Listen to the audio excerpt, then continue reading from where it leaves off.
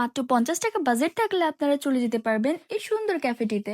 কোলাহল থেকে অনেকটা দূরে একদম গ্রামীণ এক পরিবেশের মধ্যে গেলেই তো সবার একদম মন ভালো হয়ে যাবে। মন ভালো করার মতো সুন্দর একটি প্লেস। তাদের মেনুতে কিন্তু অনেক রকমের ভ্যারাইটিস ছিল। এখানে ছিল পিজা, বার্গার, দেন মিট বক্স, আরো অনেক রকমের খাবার ছিল। আমরা খাবার অর্ডার দিয়ে কিছুক্ষণ ওয়েট করতেছিলাম। রাস্তার একদম পাশে এখান থেকে অনেক গাড়ি, দেন হচ্ছে অনেক কিছুই আমরা দেখতে পাইছিলাম, যেটা আমাদের দেখতে অনেক বেশি ভালো লাগতেছিল। তো আমরা ঈদের আগ মুহূর্তে গিয়েছিলাম। এখানে কিন্তু গরুর একদম ছড়াছড়ি লেগে যেতেছিল, মানে এখানে ওখানে শুধু গরুই ছিল। কিন্তু আমরা অনেক মজাও করেছি সবাই মিলে একসাথে। তো আর কিছুক্ষণের মধ্যেই কিন্তু আমাদের খাবারগুলো চলে আসতেছিল। আসলে ওনাদের টাইমিংও অনেক বেশি ভালো ছিল। বাচ্চাদের নিয়ে গিয়েছিলাম আর আমাদের বাসা থেকে অনেকটাই কাছে, এজন্য সবাই হচ্ছে আমরা অনেক মজাই করতেছিলাম ওখানে বসে বসে। আমরা বার্গার অর্ডার করেছিলাম, বার্গারটা কিন্তু চলে আসতেছে। এই লুকটা দেখলেই আসলে বোঝা যাবে যে বার্গারটা কত ইয়াম্মি ছিল আর খেতেও কিন্তু দারুণ টেস্ট ছিল। করে আমাদের সবাইকে কিন্তু বার্গার দেওয়া হয়ে যেতেছিল। যেটার বার্গারটা কিন্তু আসলেই খুব মজা ছিল। আমার এখন এডিট করতে বসেও বার্গারটার কথা বারবার মনে পড়তেছিল। যারা তো অনেক বেশি এনজয় করতেছিল।